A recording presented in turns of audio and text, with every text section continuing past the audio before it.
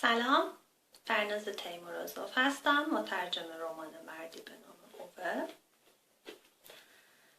نوشته فردریک بکمن، نویسنده موفق سوئدی. احتمالا خیلی راجع به این کتاب شنیدین.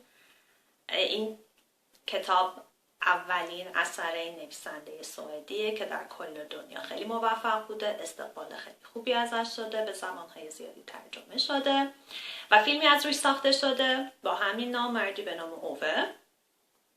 یک فیلم سوئدیه که الان هم جزو نامزدهای نهایی اسکار 2017. موفقیت خیلی بزرگه برای این نویسنده به نظر من. خب میخوام کمی راجع به این کتاب توضیح بدم. البته خودتون راجع به این کتاب زیاد شنیدین، احتمالاً این روزها زیاد راجبش میبینین، میشنوین، هم راجع به کتاب هم راجع به فیلم.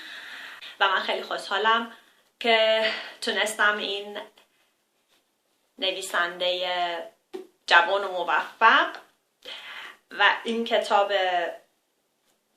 زیبا رو برای اولین بار ترجمه کنم و به هموطنان عزیزم معرفی کنم. این کتاب در ایران هم خیلی موفق بوده، ظرف تقریبا 4 ماه به چاپ 7 رسید. استقبال خیلی خوبی از این کتاب شد. دوست دارم همینجا از آقای بنی فاطمه مدیر محترم نشر نون، آقای حسین جاوید و دیگر همکاران تشکر کنم و از تمام خوانندگان عزیزی که به من اطمینان کردن، به ترجمه‌ام اطمینان کردن، این کتابو خریدن و خوندن.